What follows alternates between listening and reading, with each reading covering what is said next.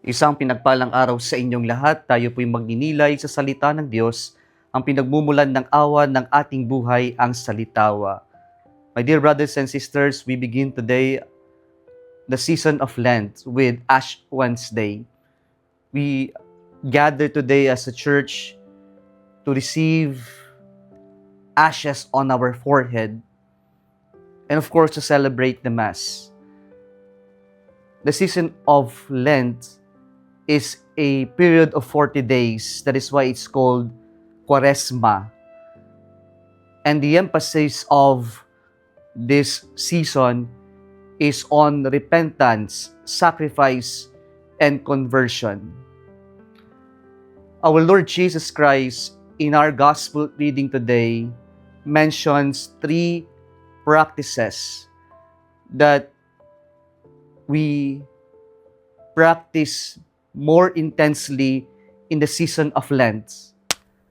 And these practices must be done not for show or public adulation, but it must be done with sincere intention, motive of love of God, and of course, for conversion or repentance.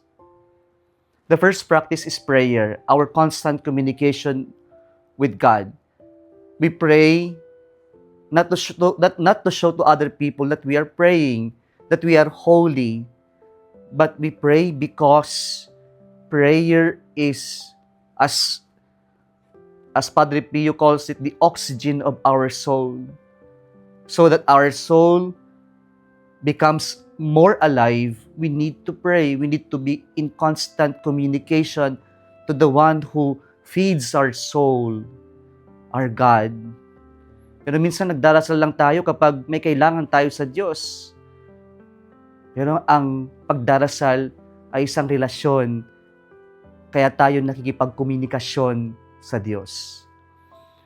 Kaya po yung pangalawang practice ay napakahalaga, yung fasting, pag-aayuno, kung saan dito tayo nagsasakripisyo in order to discipline ourselves by self-denial. At yung pagdidisiplina na yan ay hindi para magpapayat tayo, magpakitang tao tayo, pero yung pag-aayuno ay pagsasakripisyo. Para sa ganun, dadalhin tayo sa ikatlong gawain. At ito yung almsgiving. Ang prayer at fasting ay tunay na nagbubunga kung tayo ay natutong makibahagi sa mga nahihirapan, sa mga nangangailangan, at hindi lang tayo nakikibahagi o nakikiramay, bagkus tayo ay nagbibigay, nagbabahagi sa kanila upang tayo'y tumulong.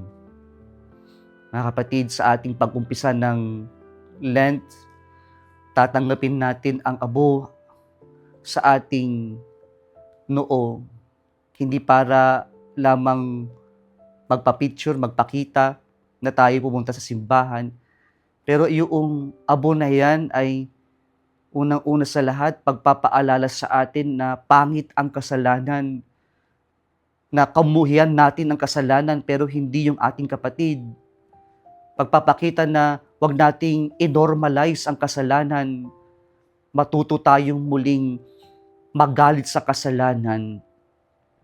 Pangalawa, yung abo na yan ay pagpapaalala na tayo'y marupok, mahina, at maikli ang buhay. Kaya sasabihin sa atin, you are dust and to dust you shall return. Pagpapaalala na wala tayong may pagmamalaki dahil lahat ng meron tayo ay ipinagkaloob o mula sa Diyos.